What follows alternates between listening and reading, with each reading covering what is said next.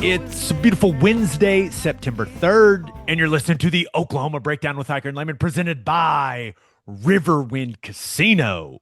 Riverwind is Oklahoma City's premier casino experience, and there are so many reasons why Riverwind is consistently voted OKC's #1 casino, but it all starts with their amazing variety of gaming thrills and excitement. Riverwind's beautiful award-winning environment plays host to more than 2,800 of the latest electronic games with a huge selection of table games, including blackjack match roulette, and Teddy's favorite, craps. No matter what your game, Riverwind has it in spades and hearts. And to learn more about their gaming promotions and entertainment options, all you got to do is visit riverwind.com. Riverwind Casino, always a good time, and big one Saturday night. Huge. Massive. Here we go. This feels like it's got a chance to either propel you towards what could be a really exciting season or take the wind out of the sail before you really ever even get going. There's a lot riding on this one. Massive football game for the University of Oklahoma. Yep. Massive football game for Brent Venables. It's everything you want as a college football player. Prime time, ABC, game day, everything you want. So I am so excited to see what the Sooners put on the field on Saturday night. I would like to extend a warm welcome to the Michigan fans out there checking out the podcast. Yeah. What's up, guys? Hi. Just eavesdropping, see what's happening. Just checking in. Thanks for tuning in. Hope you all have a miserable Saturday night, but still appreciate you guys checking in. Hope you enjoy the episode. One programming note. We have what I believe is the best In the Weeds we've ever done coming on Thursday at 3:30 p.m. Former Michigan All-American Taylor Lewan joins us, Bussin' with the Boys podcast. Fun guy right there. This episode of In the Weeds is for the boys, as they say. But that will drop Thursday at 3:30. It's the longest In the Weeds we've ever done, and just great X's and O's talk with Lewan, and also some entertainment sprinkled in there. You always get that with that guy. So make sure you're subscribed to our YouTube channel. You can also watch the In the Weeds videos now on Spotify as well. But we're excited for you guys to check that out Thursday at 3:30. All right, man. Let's dive into it. What are you watching for from OU's defense against Michigan's offense? Well, it all starts with the freshman quarterback. And to steal a phrase from your high school coach, he's better than I want him to be. He's got great size. He's got great athleticism. He, at least in week one, accurate with the football, gets the ball out quick. And they're going to do some things to help him. While I think the ceiling for this kid is incredibly high, he is a true freshman. And coming on the road, it's going to be a tough environment, tough atmosphere, and you're going to be playing against a really, really good defense. So I'm curious to see what Michigan's approach is going to be with him. Week one, get the ball out of his hands quick, move the pocket for him, sprints, boots. It wasn't what I would say is a highly developed passing game, but again, it's week one, and you're trying to keep some things in your back pocket for the big game in week two. But Gabe, I think he is a superstar in the making. He is as impressed as I've ever been with the freshman quarterback on tape. Ever. Yeah. Just the decision making. The release is ridiculously quick. The arm strength is as good as it gets. He's worth every dollar they paid that guy. Every dollar. And it has you, it has you going, got to get him this year, man. Better knock him off this year. Yep. 100%. Because he's not what he's going to be. But he can't do it all himself, Ted. Like it's Right. the guys around him got to play well, but there's just no doubt that Bryce Underwood is as talented as they come at the quarterback position. No doubt. And the best friend for a freshman quarterback is a running game. And Michigan has a running game. And you're going to get all the traditional stuff from them. You're going to get power. They're going to do it a bunch of different ways. Tons of different formations, tons of different motions, tons of different personnel. You'll get one back power. They'll line up in the I formation with three tight ends out there and run it in a tight, condensed package, old school style. They'll spread you out of the shotgun, run one back power. They get to it a million different ways. And with power comes counter. Counter's going to be there. Some inside zone duo type looks, good double teams. Tight ends are across the board really good blockers. They can all get it done. They've got a fullback that is excellent. Bredesen, 44, 250 pounds. And like the thing I've noticed from him, he is maybe like he never gets out of the frame of his body. Everything is like right here with him, and he knocks people back. He doesn't like once he latches onto a block, he's not coming off. And he is the point man on all of their run game and does a great job with it. They'll also try and get outside. You'll get some crack toss variations. Try and pin down a defensive end, pin down the play side backer, crack on the support safety, and try and get to the edge. And they've got a couple of different backs that can do really good things. Justice Haynes is the guy for them, 22. I think he's got a little bit of everything. He's got breakaway speed. He's really good between the tackles. He's got some good shiftiness to him in the box, out in open space. He's a really good all around back, and they bring in Marshalls. I think they're number 2, and I think he's a step down from Haynes, but he still does a really good job for him. The running back group, I think for them is pretty solid. They are powerful, shifty, and I mean the versatility of their run game's really fun to watch. Yeah. But dude, we know how this thing is going to go. It's all about if OU's defensive line wins the battle at the line of scrimmage or not. Yeah. And that's the thing for me is if Michigan's able to stay on schedule, if they're in 2nd and 6, 2nd and 5, 3rd and 3, 3rd and 2, it's gonna be a long day. You have to hold up in the run game, and they're gonna pop some runs, man. They got really good schemes, they got good players, but you have to get Underwood into those 2nd and 8, 2nd and 9s, those 3rd and 6, 3rd and 7s, to where they are in some predictable passing situations. And that's where you can get to some of your heavily disguised pressures that Venables is so well known for. Like, that's the key to me in my mind. It's like you have to be able to get Underwood into predictable passing situations so that you can try to fool the young quarterback, man. Yeah, I agree. And we'll get there with the game plan and kind of the philosophy, the chess match. But let's hit the passing game real quick. Week 1 for them, a really basic passing game. Now they get to stuff a bunch of different ways. We talked about all the different personnel groupings: 1 tight end, 2 tight ends, 3 tight ends, 4 tight ends. They'll throw a bunch of different things at you.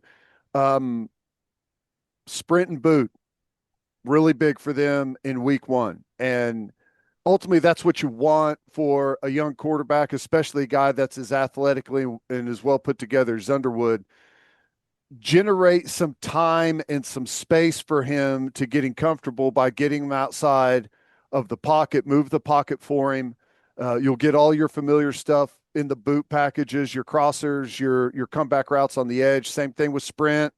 You'll get your sail routes where they attack you deep and short, and he'll have the option to hit one of those or perhaps even pull it down and run with it. The downfield passing game, they're going to try and run you off and then hit the underneath daggers, the spear routes, try and find some holes in the zone coverage where you can still get the ball out fairly quick and try and hit some guys in area where they've got some space and they can get upfield and get some yards after the catch.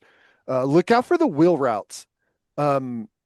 With a lot of the boot stuff and a lot of the play action stuff, these tight ends that they've got are really good in the passing game as well. They're not just one-dimensional guys that are there to block. They're going to try and get some guys out on wheel routes, get you enamored with some of the, whether it's moving the pocket and wheel route on the backside or drop back pass, chip, leak out, and then turn it up the sideline. They're going to find a way to get these tight ends involved. You'll get some old school stuff in the short yardage. You'll get K pass, spider pass, line up in I formation and attack an edge, flood a zone on you in short yardage. So you have to be careful selling out to stop the run in some of those situations. But for me, the passing game is really the biggest mystery. How much of it in week one was let's keep some things in our back pocket, or how much is we got a true freshman quarterback, we're going to limit what he does in the passing game? And I would say if there's a weakness on the team, it's wide receiver. I imagine that they held some stuff back. Yeah. Now that game was probably a little too close for comfort against New Mexico, but there's just no doubt when you think about Chip Lindsey's history, like there's no doubt they've got a little more in the passing game, like especially some stuff to attack downfield. So I think it just keeps coming back to the line of scrimmage for me, man. If you slow down the run game, you're going to put yourself in good spots. If you don't, not good. Okay. Well, I agree. Give me the game plan. What are we thinking? Well, this is what's interesting to me. And I don't know how Oklahoma plays it because I think there's a couple of different ways that you can do it. And you mentioned what I think is the most obvious. Stuff the run, put the young quarterback in some predictable situations where you can pressure, you can change up coverage, try and confuse him a little bit. I guess my question though is that the best philosophy? I really respect their run game, and I know Brent Venables does, everyone does. The problem with selling out to stop the run and packing the box and playing a gap sound defense is you have a good stuff rate. But all it takes whenever you are stacking the box is one guy to get out of his gap, and that ball is out the gate and it's to the last line of defense. You got one safety there that's, the cap of the defense. He's got to make a touchdown saving tackle if it gets through, the front seven. And in this case, it'd be the front 8 or front 9, depending on the formation. So, like, the home run in the running game is what you want to avoid. So, yes, you want to stuff the run and you want to put the true freshman in those tough situations. But what is more likely, to stuff the run early and force him into 3rd and 8, 3rd and 10? Is that the best plan? Or is the best plan to say, okay, you got 3 or 4. Can you put together a 12-play drive with this environment, with this crowd, without mistakes, without penalties, without procedure penalties, without, that to me is the question. Would you rather him have to go 12 or 14 plays on you, or would you rather sell out to try and get him in that one situation where you can pin your ears back on him? And my guess is with Venables, it might be a little bit of both. And if you get support on the offensive side, I think maybe you can be less aggressive on the defensive side, if that makes sense. So I'm just curious to see how they play it and what is most likely with Underwood, that he can't perform on the big 3rd and 10 from his own 35, or he can't perform 12 plays in a row without a mistake, seeing different packages. I don't know how they play it. It's really interesting. I hadn't really thought of it that way. And maybe you just see how it goes early. Like you don't want to overcommit, bring an That's what extra guy, that's what bring an I'm extra worried guy about. in the box and just see like how your guys hold up early to that run game.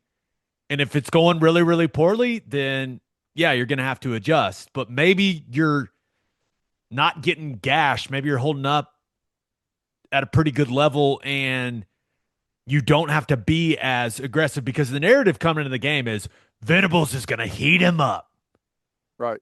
Well, if you're feeling good about how you're holding it up to the run game without committing everything to stopping the run early, then maybe you're not heating him up nearly as often. I know. And that's what I think is really interesting. And I think our biggest advantage with our defense against their offense is our secondary against their receivers. And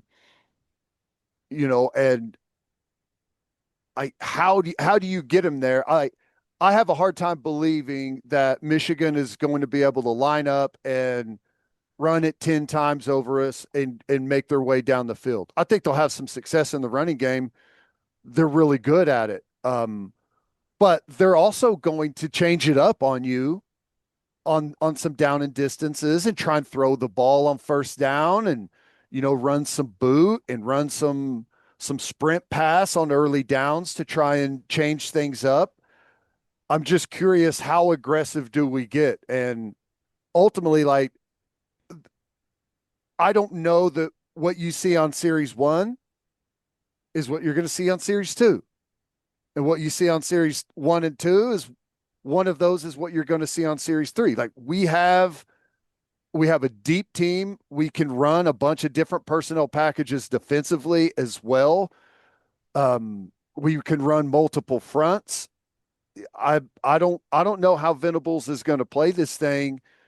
I think ultimately the easiest thing that you could do for Underwood is almost what you see is what you get. Here we come. What can you do? I think changing looks, changing coverages, are you in a 2 shell? Do you have a closed middle? Are you playing quarters? Are you pressuring from the edge with the corner and dropping some backers out? I I I think that we've got a bunch of different cards that we can play, and I think it's best to do that instead of let's try and have a bar fight with these guys and see what happens. Maybe you can win it doing it that way too. And if you can, that's what you want ultimately. So I don't know. I think we've got a multitude of attacks that we can present, and maybe that's going to be the thing that benefits us most. You mentioned something that I think we need to hit on. The OU fan base has a chance to be a true difference maker in this game. This is a team that gets in a huddle. Yep. This is a team that shifts and motions a ton before the snap. Sooner Nation, this stadium needs to be insane on Saturday night. Yep. Massive game, massive recruiting weekend. We need to be worked up in an absolute frenzy. Bryce Underwood needs to be struggling like to hear himself think. Yep. OU fans can be the difference in this game. If there was ever a game where you can be, this is not a hand signal team out of the shotgun, right? Where the noise almost doesn't affect you. This is, like you said, a huddle team, a communication from the sideline. Like, this is where noise can absolutely be a huge factor. I am not over exaggerating. Sooner Nation could be the difference between OU winning and losing this football game. Yep. And you and I know we know y'all are going to bring it. There's no doubt. The entire country is going to be watching. All I'm saying is it's the only big game of the weekend. Let's just show them what we're all about, baby. That's right. That's right. it. I know they're going to show up in a massive way, but this is a game where late in the fourth quarter, getting Michigan to false start and putting them in 3rd and 8 instead of being in 3rd and 3 can be the difference in the football game. It can. Let's roll, man. I got no doubt. Every yard matters football game. I am expecting one of the best atmospheres we've ever seen in Norman. I want those Michigan fans and those players after the game, no matter what happens, to go, that environment was crazy. And I know that's what's going to happen, Ted. And that's why it just adds another layer of excitement to this game for me. I cannot wait, man.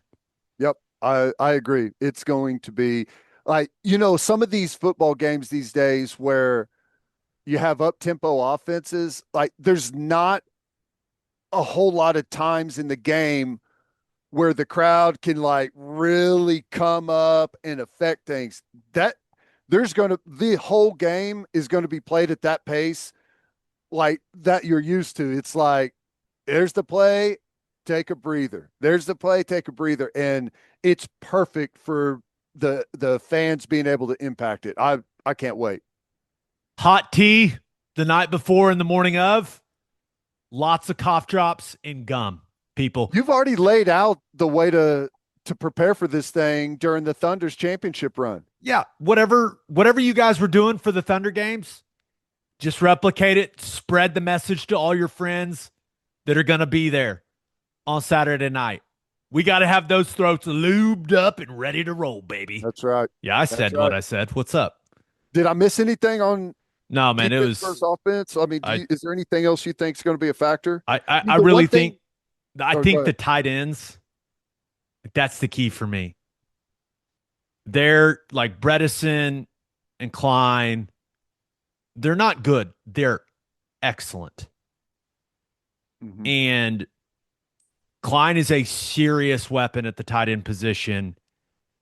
And we've got some safeties that have played, but like that matchup, and if they can get Klein on our backers, like I do not like that matchup for us. Well, this is the game you brought Kendall Daniels here for. Right. I mean, right.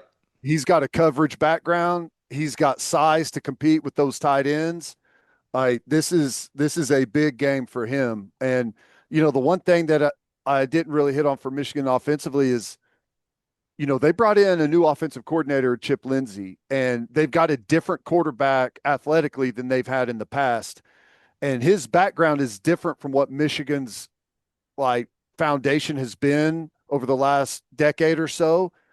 And I'm curious to see how much his influence on the offense shows up in this game because, you go back and watch some North Carolina stuff whenever he was there. It's different than what Michigan has done. And they brought him in for a reason, right?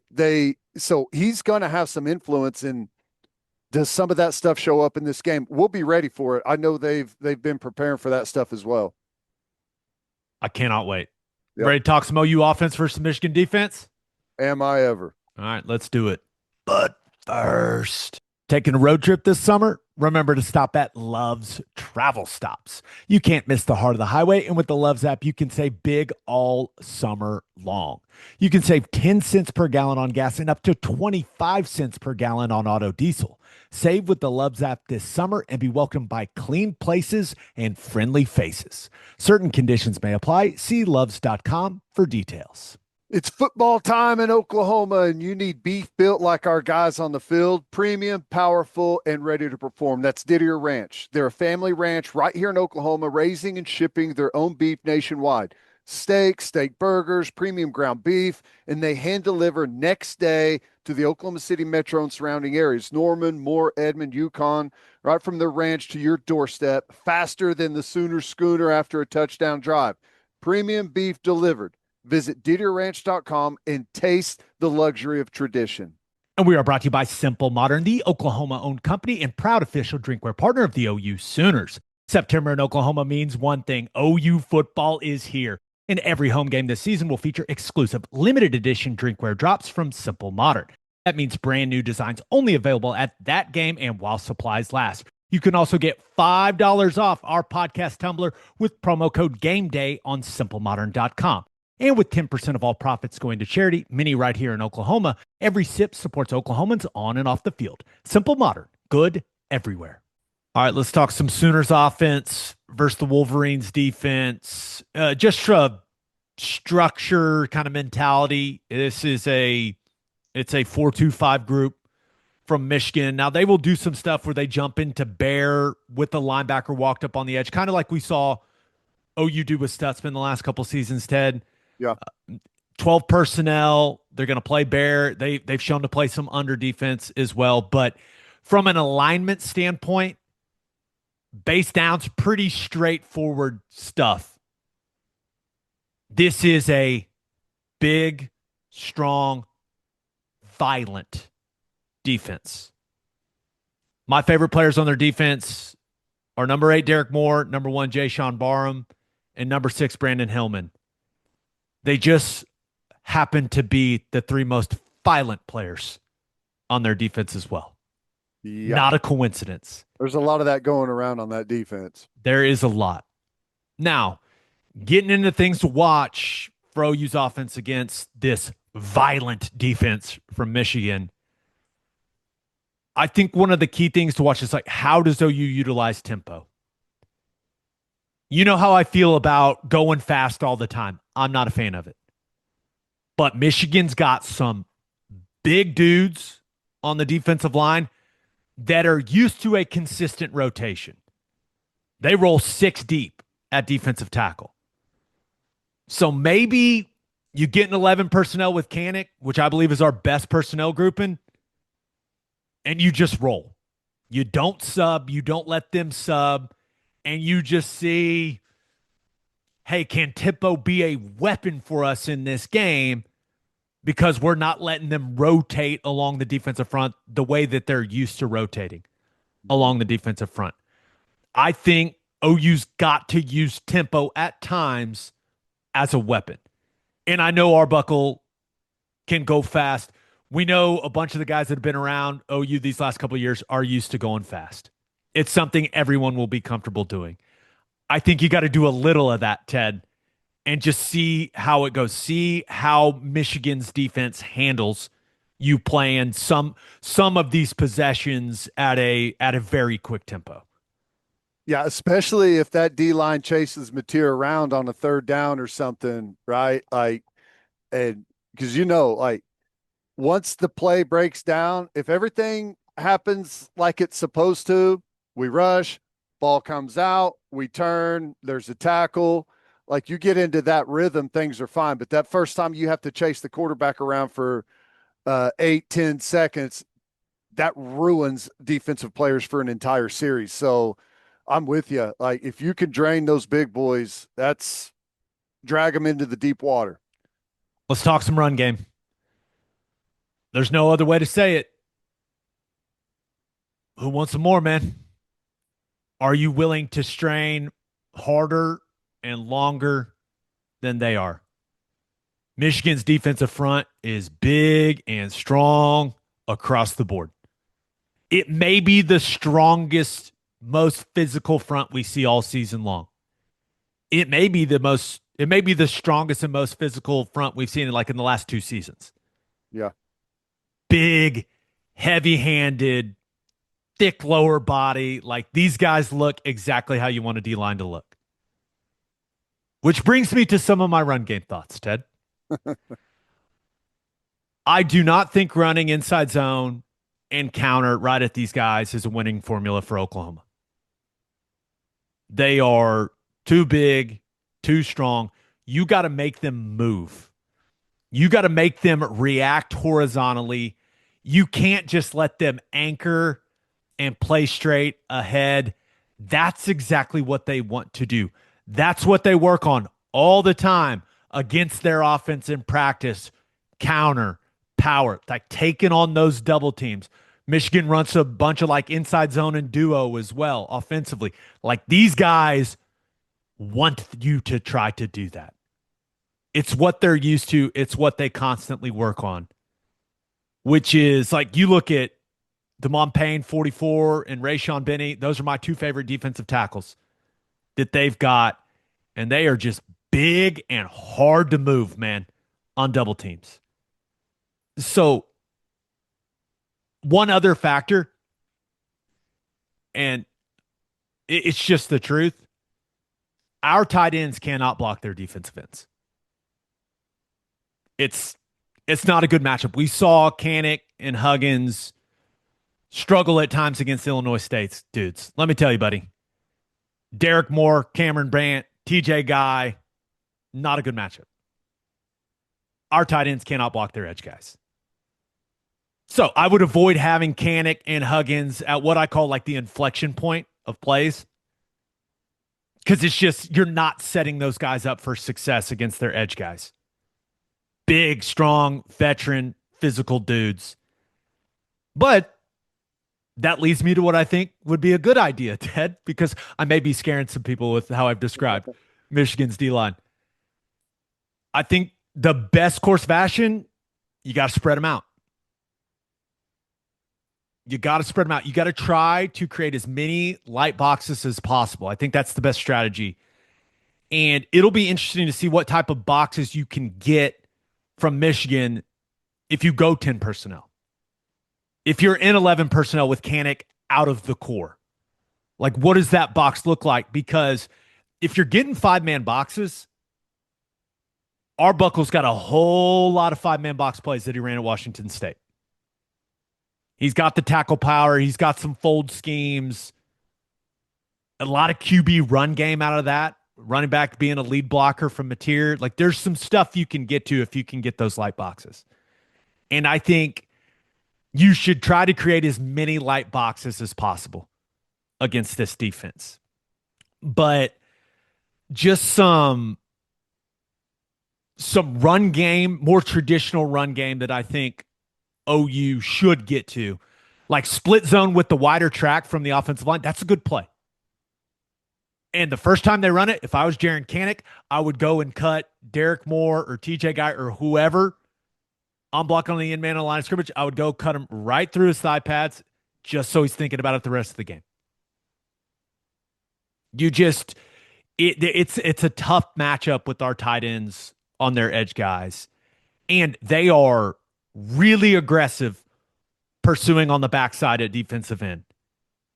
So that's why I think, hey, cutting them down early is a good idea. And that's something I like to do when I was playing. If I was playing against a really big D tackle, just 1 or 2 plays early, just kind of pull the pins and drop cut him early and just be like, hey, that may be coming the rest of the game, bud. You know? Right, nothing wrong with that. You know what I mean? And I know the cutting rules are different, but as long as you're hitting him in the front of his thighs, no, I'm not saying do anything dirty. I'm saying be physical and play within the rules, but get it in their head. Like, if I come flying off this edge, this dude may cut me. I think that would be something that would be very beneficial for Kanik or Huggins or for whoever. But with the way that they play things on the backside of the defense, just how they pursue, how aggressive they are, I do think some counter run read, like some counter read run game, some zone read run game, where Mateer has the option of pulling the ball and doing something with his legs. I think that's a good idea. You can kind of do it where Mateer and the running back are kind of switching positions where, hey, Like if the Burks hand sweep we saw. exactly like Mateer, if he likes the read, like he's running the gap scheme. And if he doesn't like it, he's handing something wide to a back or a receiver or whoever.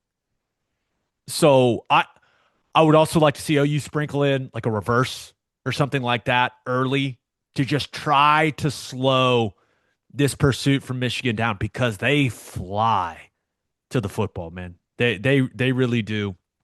Um, QB run game's got to be a factor in this one. Whether it's gap scheme, zone, pin pull, whatever, getting an extra hat in the blocking scheme will be huge. And Ted, you remember that play that Bama ran where it was like Milrow and it was kind of like inside zone, and then he'd follow the running back kind of off that backside double team? Yeah. That was like the only run play that Bama gashed him with in their bowl game a year ago. I I think that something like that you got to sprinkle in there for the Sooners. If Mateer's going to run, which I expect him to in this game, I expect QB run game to be a bigger piece of what OU does. He needs to get what's there, and then he needs to get down. Yeah. I know that's not his style. I know that's not how he plays, but this is a team. They tried to kill New Mexico's quarterback last week. They tried to kill Will Howard in that Ohio State game last year. Get what you can, get down. Now, if it's a crucial third down, a crucial fourth down, you got to do what you got to do. I totally understand that. But be smart. This is a team that arrives at the football with bad intentions, especially Barham at inside backer. And I know he's missing the first half. And 6 at safety. Like those two guys will absolutely strike you. I mean, Brandon Hillman will absolutely strike you. So get what's there, be smart, get down when you need to get down. I actually like some of the stuff out of 21 personnel, 2 backs, 1 tight end. And we saw a little bit of that from OU Attack in the the opener. edges a little bit more. Yeah, and Ohio State had a couple of 21 personnel where they ran GT counter and it hit wide, and there are big creases, man. Now, they were doing it with Travion Henderson and Quinshon Judkins, but still, I think the 21 personnel, whether that's, Barnes and Ott and Xavier Robinson, Barnes and Robinson, I'm not sure, but if you can work some of that stuff, some of the angles and the blocking schemes for the gap scheme stuff with the way that they line up is interesting. So I think you can expect to see OU get into some of that stuff.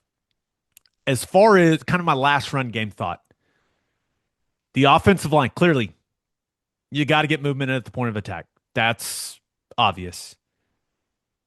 You better be ready to strike when you work up to the second level. If you waddle up there and your hands are wide and you're not dipping to strike, Jayshon Barham will mess you up, bro. He is as violent of a backer as I've ever seen when it comes to how he collisions O linemen. It's almost, and it's funny, it's almost like he likes blasting O linemen more than he likes tackling the ball carrier. Like he's just there to be like, I'm going to mess this dude up. If I get the ball carrier after, okay. It's interesting to watch, but he is violent, violent, violent, violent when you are working up to him at the second level. So you better be ready to go, brother. Yep. Hausman, number 15, he doesn't have that level of physicality. He can really run, though. Sideline to sideline type backer. But Barham, if you are working to him on your double team, buckle up, boys, because it's coming. Now, it won't be till the second half, but buckle up. Yeah. Yeah. He is. I mean, he's maybe flattened more offensive linemen than anyone I've seen at the linebacker spot. I mean, just full head of steam, forehead right to your chin every time. Consistent. Yep. Consistent violence is the best way to describe that young man as a player. All right, some pass game thoughts. I don't think they trust their corners. I don't think, and that's why I don't think they're a team that's going to come out and challenge you at the line of scrimmage and play a bunch of press man. I don't think they trust their corners to play that way. They're a zone coverage team. They do a really nice job, whether it's 2, 3, 4, quarter, half, doesn't matter. They are awesome at staying on top of deep routes. But it's clear to me that like they don't want to get run by, and that leaves them vulnerable underneath. There are holes in the middle of the field in their underneath zone coverage, and I think it's by design. They leave the intermediate, kind of short and intermediate area out by the sidelines. Like they're willing to give up those throws if you're willing to just take them. But they want to stay on top of the deeper routes, and then they're just going to try to relate underneath. But if you have a precise passing game and wide receivers that can sit in those zones and feel that stuff out, like you can have some success, because I think those safeties, like they're a little late on driving on some of the in-breaking routes, like deep digs, some of those deep crossers. They do not want to give up the huge play. But the key for OU to be able to accomplish some of that stuff, which we saw quite a bit against Illinois State, Mateer throwing the ball in the middle of the field, nice timing routes from the receivers, it's protection, man. Mm-hmm. That's the key. It's protection. But the only other like pass, I've got a couple more pass game thoughts before we get to the pass pro thing. Barham's missing the first half. It's stupid. That targeting, that was garbage, but it is what it is. They've got experienced guys that have played a lot of ball for him, stepping in for him, but they're not starting for a reason. You got to challenge those guys.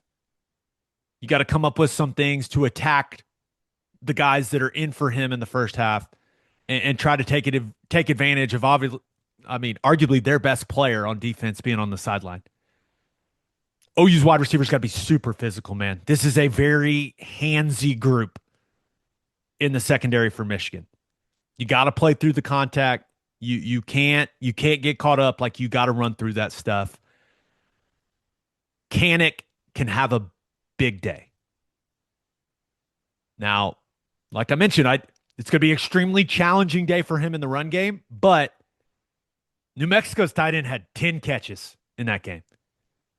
Now, I think New Mexico's tight end Dorian Thomas is going to be at a very big program next season. Yeah.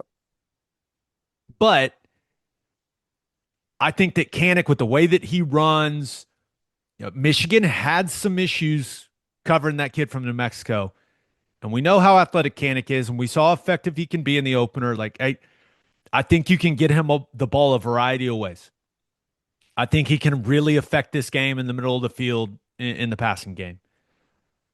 I would like to see the offensive line get some what I call breather plays, like ones where you can just relax for a second, like boot, sprint pass. Because remember, they're willing to give up some of those throws to the sideline, and Mateer's really good on the move.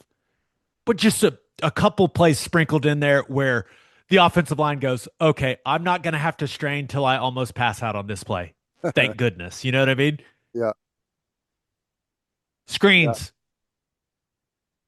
Yeah. Have to mix in screens, especially early, to slow this rush down. Running back screens, tight end screens.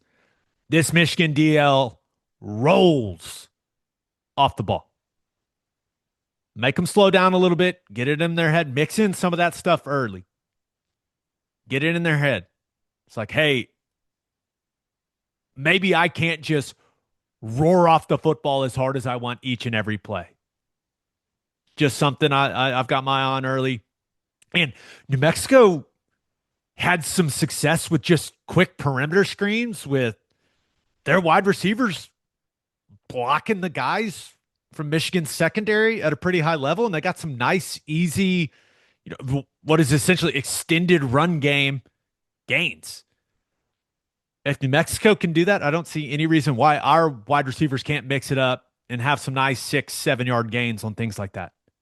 Yeah, and just back to one of the original points, like with the tempo, make that D line go out and pursue.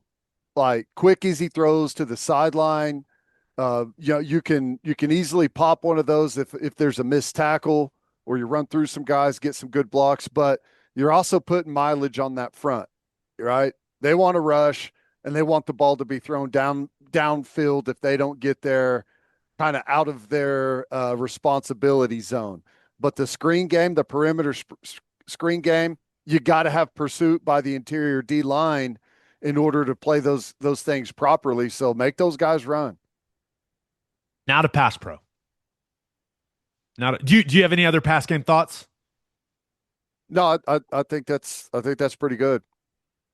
I think we some of the quick game stuff, getting the ball out early is going to help that offensive line too.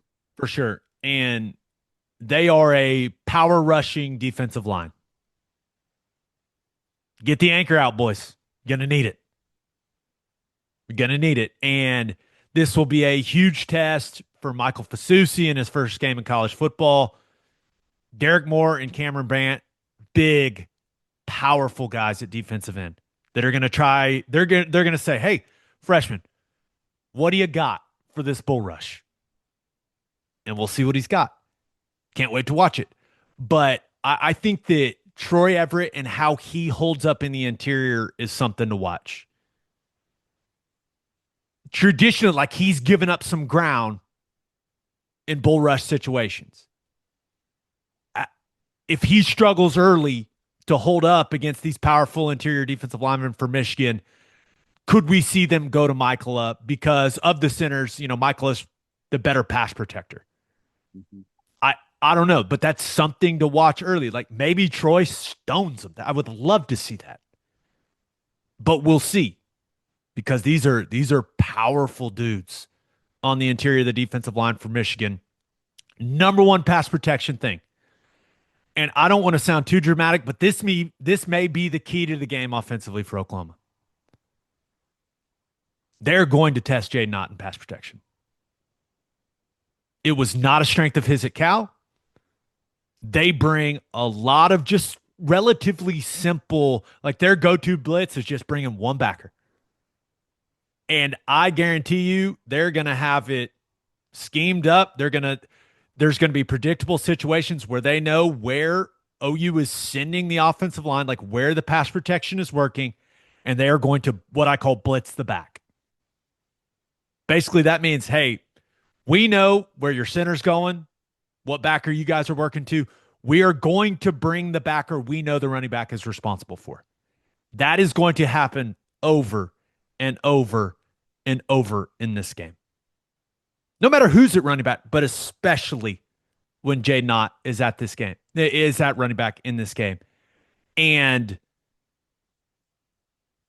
we'll see how he does. I'll tell you right now, when it's the second half, I don't like the matchup between Ott and Barham. I know that. And they're going to go to that a lot. But that first half, when Barham's not in the game, whether it's Hossman or, someone else, like they're going to test OU's running backs in a big way. Like Xavier Robinson, if he's out on their field, they're going to test him. And those guys better be ready for some car crashes. It's going to be a huge piece of this game. Third and long stuff. Nothing crazy elaborate from Michigan. They like to get in bear, a variation of bear a lot. Now they can stand up their defensive ends over the guards. They will twist out of that. They will straight rush out of that. They'll drop some guys and twist just 3 or 4 guys out of that. They'll get in bear. They'll straight rush. They'll bring, because once again, they know if they get in bear, that your offensive line is going to take the 5 down guys if you're in 6-man protection. And they just bring a backer right up the middle, knowing that you're going to take your 5, and it's that backer one-on-one with your running back. And it's Barham a lot of the time, brother. And I guarantee you, they like him against any back in the country. It's coming. So they'll run some twist games in that bear look, but they'll get in an overload front with three defensive linemen on one side. They'll keep the backside DN in place, and then they'll put a linebacker kind of stand him up around the line of scrimmage. They'll twist out of that on one side. They'll do some, like some elaborate twisting and looping, but I I think in third and long, they're going to get in bear and they're going to bring six and see if our running backs can block their linebackers and see if OU's offensive line can win 5 1-on-1s across the board. I don't think it's going to be an overly complicated third and long, pressure package scheme for them. They blitz Hillman some, like he's their blitzing safety when they bring him. It's usually just like a simple edge pressure from the safety spot. But dude, it's gonna be a physical battle, dude. I cannot wait. I'm so excited. Hey, I've got a roll for Barnes this week. I know that after what Barnes did running the football last week, there's a lot of OU fans that are going, "What? Why is he even on the field?" Javonte Barnes and his ability to pass protect is going to be a massive, massive factor in this game. Their go-to pressure is just bring one linebacker, and they got linebackers that try to run through running back souls. And that is, if there's one guy on this team that is built for that, it is Javonte Barnes. The collision is inevitable. I can't wait for it because Barnes has tattooed some backers on some blitzes, and we know how Michigan operates. So strap up. That's going to be you're going to be able to hear that collision throughout the stadium. The first third down of the second half, if they get in bear, if I'm Javonte Barnes or whoever, and Barham comes on that pressure, the O-line just needs to know, no one touched this guy. I am cutting him as hard as I possibly can. Yeah. I'm just saying, because, dude, he constantly just wrecks dudes on these blitzes. So I don't really have anything else. I know that was a lot, Ted, but it is OU's offensive line. If they can run it decently, that would be great. But I think ultimately OU's offensive success in this game comes down to whether or not this offensive line can give John Mateer the proper time to find these holes in Michigan's zone coverage. Like, that's the key. I think this is going to be a game where OU is going to have to lean on the passing game. It's just hard for me to imagine that after what we saw a week ago, and I know there's going to be different O-linemen out there, but it's just hard for me to imagine that you're just going to roll off the ball and maul Michigan's defensive front. It's just hard for me to envision. So I think the pass game's the key, and the pocket's not going to be perfect for Mateer. Like, it's going to be way different than it was a week ago. Mm-hmm. And he's got to still play with confidence and stay comfortable, even though things are going to be kind of caving in on him more than he's used to. But just because it's caving doesn't mean the pocket isn't there, man. That's right.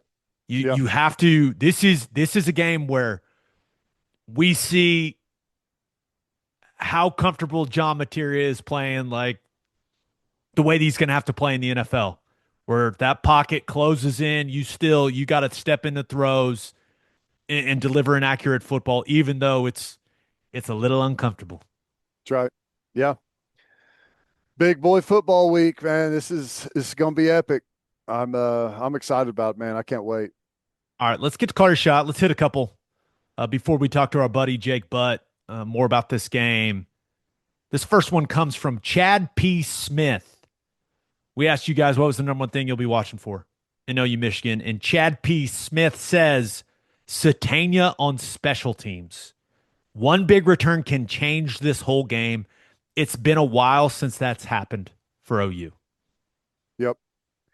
Hey, when you got a very evenly matched, low-scoring game, which I think this is probably going to be, uh, an explosive special teams play is probably what's going to end up telling the story, whether it's a long field goal or an explosive punt return. Like the yards are going to be so difficult to come by. If you can find a way to chew up big chunks in special teams, either by, stuffing a team inside the 20 on a kickoff return, or, if you're returning it, getting it out near the 50, like real estate in this game is going to be at a premium. Here's the hope, and the number one discussion topic after this game isn't field goal kicking. We never like when it comes down to the field goal kicking. This other one comes from Derek Dicketts.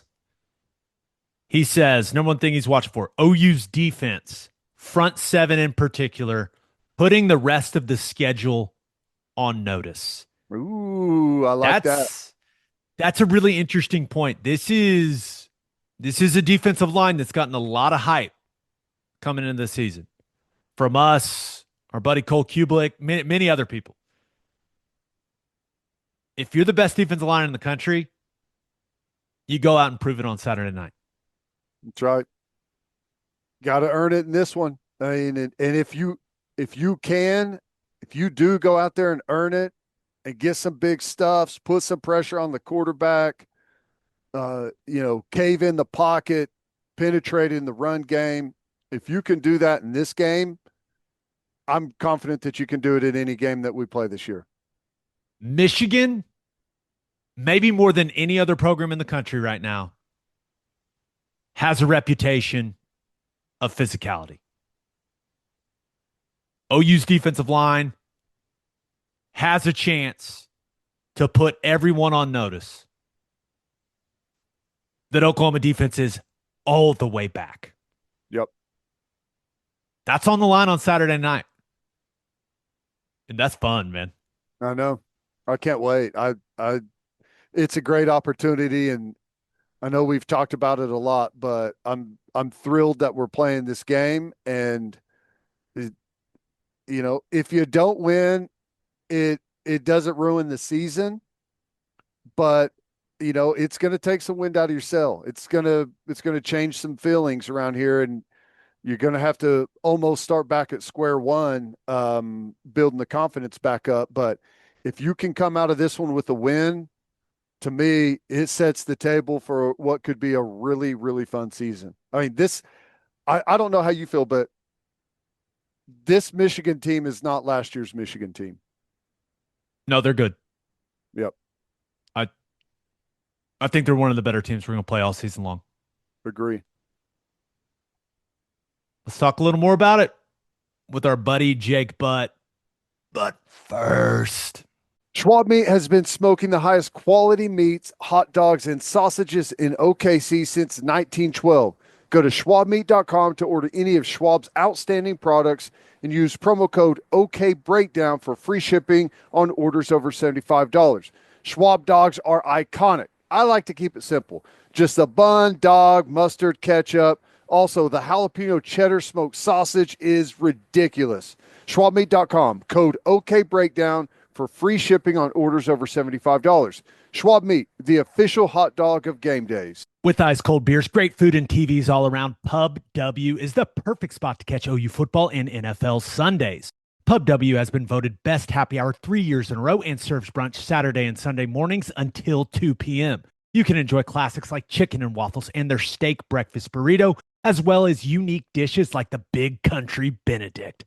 Plus, brunch marries, mimosas, and espresso martinis. Visit pubw.com to find a location near you. Pub W, good food, good drinks, good people. Insurica's launched a new digital agency introducing Insurica Direct. Whether you're in Oklahoma or anywhere across the U.S., they've got you covered. From small business insurance and health insurance for your employees to insurance for individuals like home, auto, and even Medicare supplements.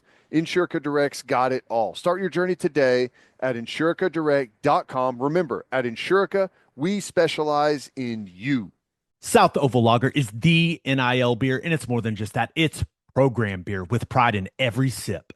South Oval Lager is brought to you by Bagman Beverages, a collaboration between Skydance Brewing and Red and West. It's made by Sooner fans for Sooner fans. Their mission is to build a brand that tastes like tradition while investing in the future. Every South Oval lager you drink supports an IL in Oklahoma through donations to the Sooner Club. Find it at Skydance Brewing or at any of their local retail partners across Oklahoma. Email drink@bagmanbeverages.com for more information or visit their website, bagmanbeverages.com. South Oval Lager, it's program beer. It is our pleasure to be joined by a former All-American tight end at the University of Michigan. You can see him on the Big Ten Network, one of the best analysts doing it, and the new The Blueprint podcast covering the Wolverines, the one, the only, my former teammate with the Denver Broncos. Jake Butt is in the house. What's going on, man? It's good to see you. It's great to see you, Teddy. It's great to see you. And yeah, hey, shout out to the Blueprint. I appreciate that. Who's luckier than me and my co-host, Devin Gardner, to get to break down Bryce Underwood? I mean, you need a little bit of hype to get the podcast kind of off the ground. And I got a former Michigan quarterback with me, Devin Gardner. We had a great time breaking down Bryce's performance. But it'll be a bigger test this weekend, as you know, on the road. It's going to be a fun one. Yeah. Michigan's been a content machine lately, and it's fun that we got this one this weekend. I mean, not to ourselves, but this is the biggest game of the week by far. Oh, yeah. Isn't this, it's just great for college football. And last weekend, what a way to kick off the season with some of those games we had. And I just hope, I'm optimistic that this will be encouraged going forward. It's good for fans. It's good for the players. It's good for the pocketbooks. Hey, we need to raise money to pay these players. So I hope we see more of this going forward. Let's start with Bryce Underwood. It's the only place to start, man. Mm-hmm. Watch the tape. He looks very good already. Yeah. What stood out to you from a positive perspective in the opener? And maybe was there anything that stood out to you and Devin where you went, okay, we need to see some improvement here from the young quarterback? Okay, so I think you got just to hear the journey and the story. Like when he committed to Michigan, I do a recruiting show on the Big Ten Network, and there's like people that follow. I don't even know how you do this job. Like it's one thing to work for the NFL draft, but to do high school recruiting full time, where you're talking about thousands of kids. And the one expert we brought on said Bryce Underwood is being talked about like Trevor Lawrence, like the best recruit ever. And Michigan has struggled to get high quality quarterbacks. JJ McCarthy was like the guy, the recruit, and Bryce is a different level. I'm 6'5", 250. I was at a golf tournament before the season. I'm standing face to face, looking eye to eye with this guy, and he's 230 and ripped and jacked. And I was real careful about how I kind of framed my words whenever I talked about him. I said, hey, this is a different level of talent. The ball jumps off his hands. Great athlete. But I didn't know it, but that's only part of the equation for a quarterback. What do you do mentally? Like, can you see the game? Are you disciplined to take your checkdowns? Hey, can you throw with accuracy and anticipation when bodies are flying around you? And what I saw week one was exactly that. A key thing in this game, Venables loves to bring pressure, right? That's the MO of the Sooners defense. Bryce's average time to throw was 2.24 seconds against New Mexico. And really what that tells me is he's seeing the game really well. He's trusting his eyes, which is a credit to Chip Lindsey, his play caller and quarterback coach.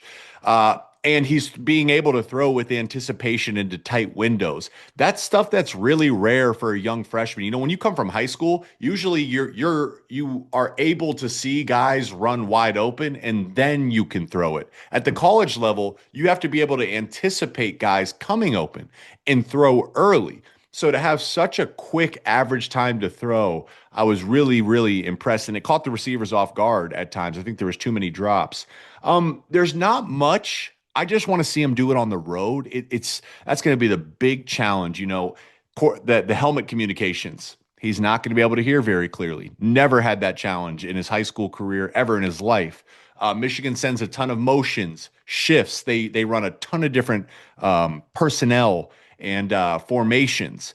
That's on him to run and operate the offense. It's much more challenging to do it on the road. I mean, that stadium is going to be rocking in Norman Saturday night. So that's the next test that you can't simulate until you get out there. Yeah, and you brought up that's what stood out to me, how quickly he gets the ball out. Uh, Number one, just by seeing it, anticipating the throws, and some of the play design they had for him. But he may have the quickest release I've seen since Mike Vick. I mean, that's kind of how it reminds you. Said it jumps off his hand. I mean, he has such a quick trigger. It's Mhm. really impressive. The interesting thing for me is you mentioned the play caller, OC, quarterback coach. What his past is a little bit different, or I mean, a lot different than what Michigan's kind of foundation has been. Mhm. I'm curious, how are the two going to marry up? And I know what we saw in week one was a lot of your traditional Michigan stuff, but I have a feeling they didn't bring him here with Underwood to be traditional Michigan. I imagine it's going to change a little bit to more what you see around the country with some of the wide open stuff a little bit. Yeah, so that was a big question of when he initially got hired, and everyone was wondering, what's the identity of the offense going to be? But Chip has been asked that a number of times, and when you look at his history, um, it may look different. Like Michigan, you think of 22 personnel, extra tight ends, extra fullbacks, and they still do some of that. But Chip's not afraid to run the ball. There's been multiple seasons where he's had multiple 1,000-yard rushers. He's also had seasons where his quarterbacks and wide receivers steal the show, and that's the headline. So I don't anticipate seeing a majorly different identity than what you saw week one. That's going to be Michigan's identity. It's a little bit of a blending of the modern college offense and Sharon Moore, Jim Harbaugh, smash mouth, big personnel offense. That will still be the key to this game. Could Oklahoma stop the run? I mean, if your defense can stop the run, it'll be really difficult on a young quarterback. But Michigan they have a number of different run schemes that they like to get to. I think they have the best fullback in college football, and Max Bredesen. He doesn't miss a block, and I think he's like 90% plus. He dominates his block, and that's usually the key block to get the run plays going. So you're going to see that exact same scheme for the most part with some new wrinkles Saturday night. Michigan's O line clearly going to be a massive factor in this game. Jake, what do you think about that group up front that is opening those holes for Justice Haynes and protecting Bryce Underwood when he's dropping back? So when they made their run, three straight Big Ten championships, playoff appearance, national title, it coincided with their best O-line play, competing for Joe Moore Awards and then winning the Joe Moore Award. Last year, they took a major dip. I mean, the offensive line play was nowhere near good enough. This year, they shuffled some guys around. They brought in some different pieces, some transfer portals, and I'd say week one, it looked like they found their identity again. I separate run blocking from pass blocking. Run blocking, I'd say that's a really quality unit.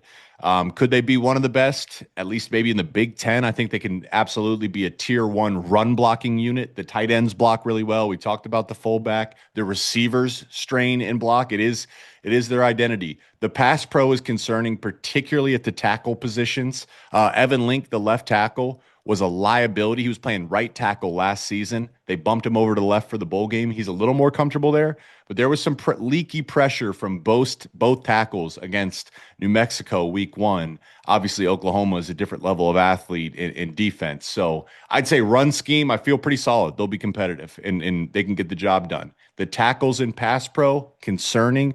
What does Chip Lindsey do to help them? Are you keeping tight ends in? Because their tight ends probably one of their best weapons. Are the running backs able to chip? How many screens and quick game? It's all that chess match because I would not sit back there in 5 to 7 step drops with those tackles on an island. Yeah. If you're Oklahoma, I mean, ultimately, when you've got a true freshman quarterback coming on the road, the goal is we're going to force him to have to beat us from the pocket, put him in some third and longs, and make him read it out. And O-line play, running back group, tight end group, even quarterback, a lot of great talent there. Tell us about the wide receivers, because I feel like they're going to have a really good day. What do you see in that room? That was another issue for Michigan. And it's like a double-edged sword. They were so proud of the rushing identity. It limited their ability to recruit a quarterback, which limited their ability to have a good passing game, which limited their ability to recruit dynamic wide receivers. So they had to go to the transfer portal, and they got a guy by the name of Donovan McCulley out of Indiana. I've called some of his games when he was with the Hoosiers. He looks like a basketball player. He's 6'5" with long arms. He's their wide receiver one. He's their 50-50 ball guy. He has an ability to win some of those jump balls. And I think we saw Bryce has great ball location and ball placement too, to go on top of his accuracy and decision making. He's their best receiver.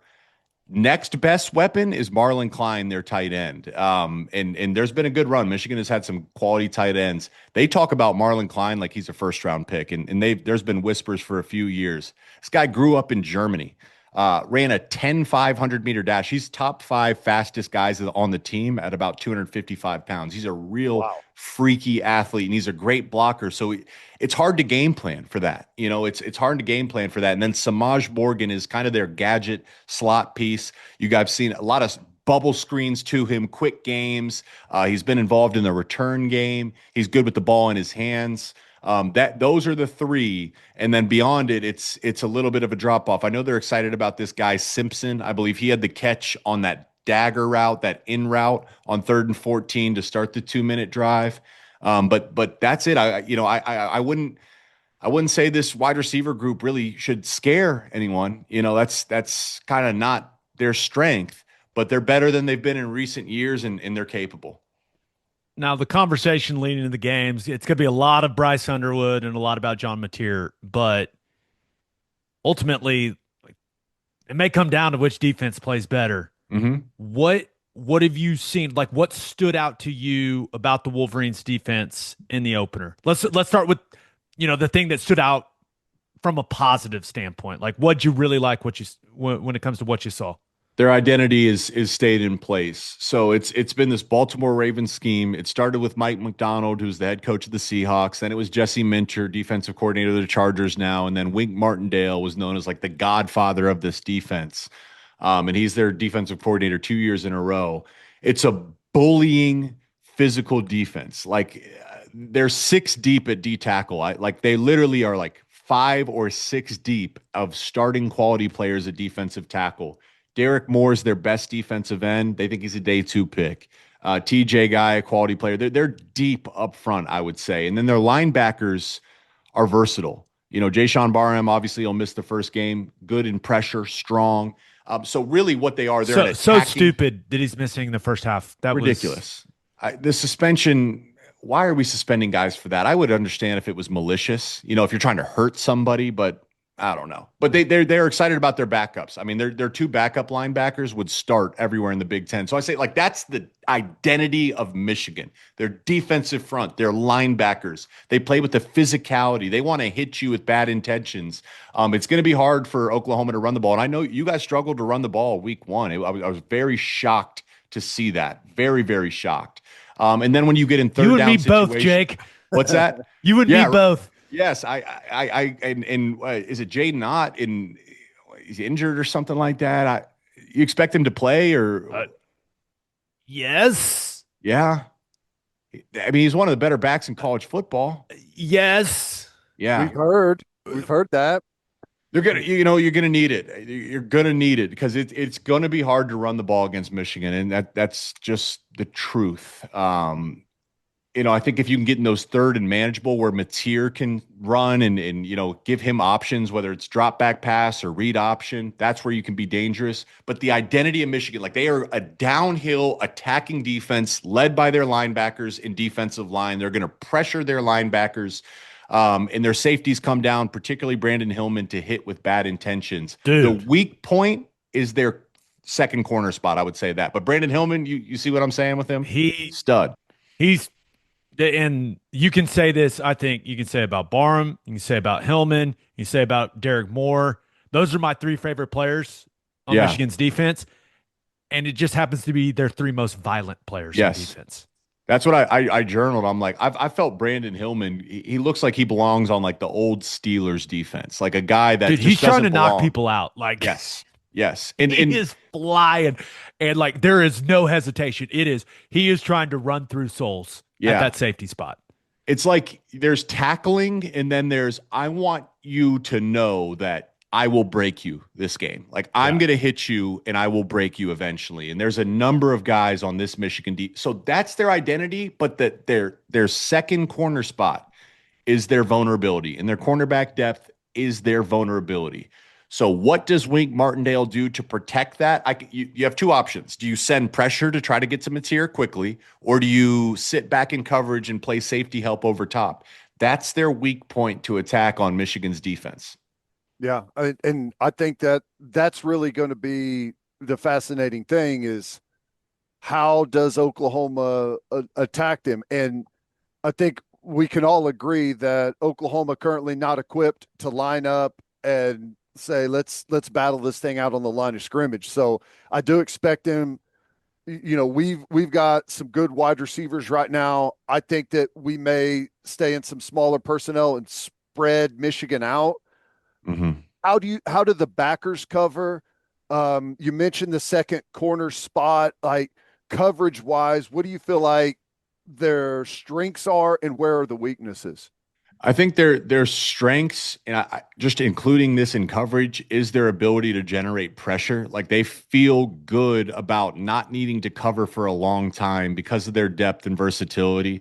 And then their linebackers can also pressure. So like it's going to be a challenge that they're almost like an offense playing defense. They love nickel pressure with their guy Zeke Berry. Like pressure can come from a lot of different places on this defense.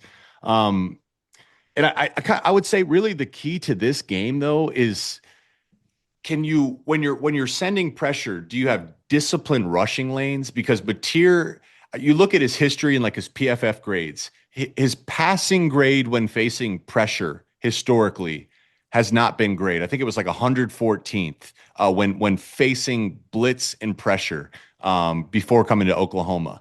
But his rushing grade when facing pressure was outstanding. So to me, I say what that tells me is Michigan needs to have, okay, send your pressure, but don't do it recklessly. You want to slowly collapse the pocket to constrain and constrict Batir, because once he gets loose, that's when explosive plays happen either through the air or with his legs.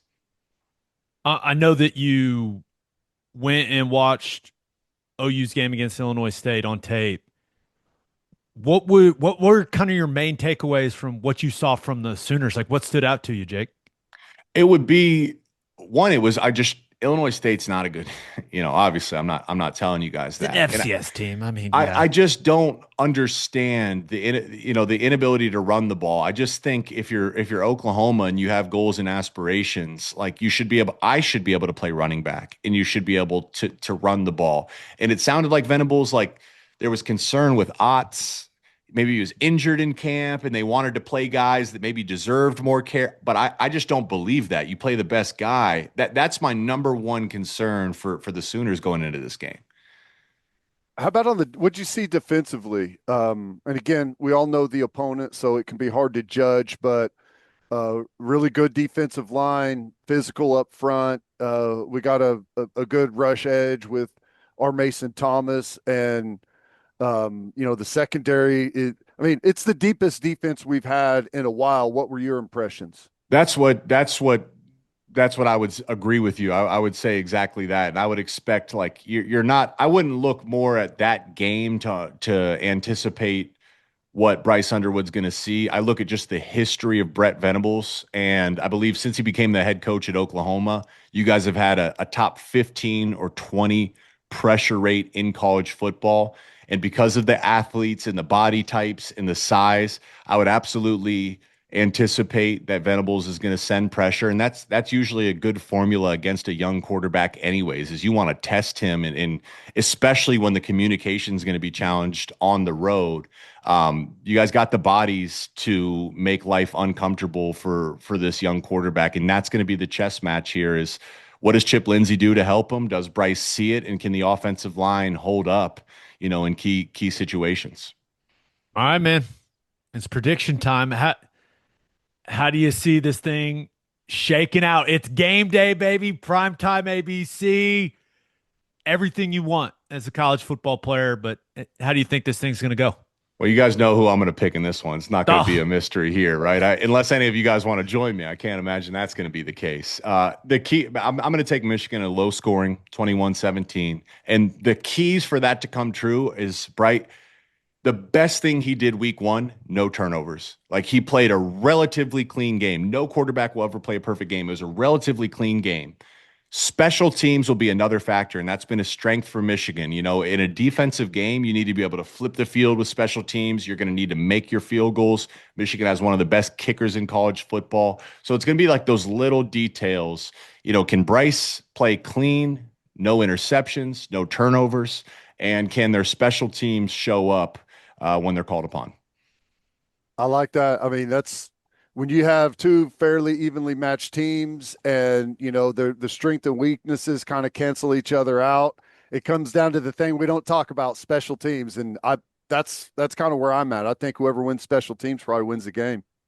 How important do you guys think this is for like the mentality of Oklahoma? Because man, it's been a few years of you're wanting, you feel close, you're sold hope every offseason. I remember this as a Michigan fan. I feel like the winner of this game, what that will do for the mentality of both coaches and programs is just so critical. it's huge, dude. Yeah. It's huge for the fan base and honestly huge for Brent Venable's future in Norman. Is it that? I mean, this is a must win. It is a tone setter for the future of the program. Like, if you control the line of scrimmage against Michigan and you win and you look great doing it, this fan base is going to be, overjoyed. Mm-hmm. If Michigan comes in here and bullies us at the line of scrimmage, it's not going to be good, dude. We're going to be very sad. We're going to be sad Sooner fans. And I feel like this is you better get them this year because Underwood's Oh, coming. my gosh. Yeah.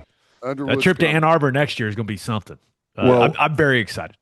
There's another challenge, you know, Sharon Moore being a former Sooner, like the emotional, this is a young coach. This is his second season as the head coach. You know, he's still kind of figuring out who he wants to be. Like, this is a major opportunity for him. He's going to have to balance his emotions in this game. So there's just a ton of fun storylines and narratives.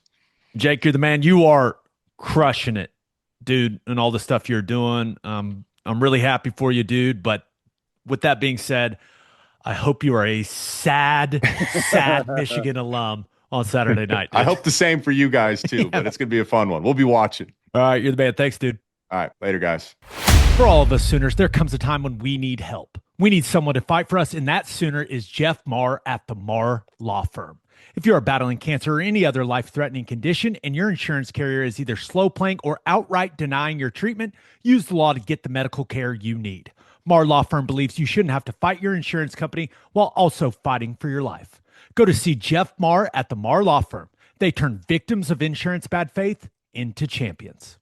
And three things matter in banking: service, and service. And First Fidelity Bank's commitment to exceptional service is more than a promise. It's their foundation. FFB has been by your side for over a century, and they are honored to be a part of your journey. Banking isn't about where you've been, it's about where you are headed. Open an account at an award-winning bank today at ffb.com. At First Fidelity Bank, we go where you go. And go to opolisclothing.com and use promo code TED for 10% off our podcast merchandise and the best OU gear out there. That's opolisclothing.com and use promo code TED. Buttery soft and 10% off.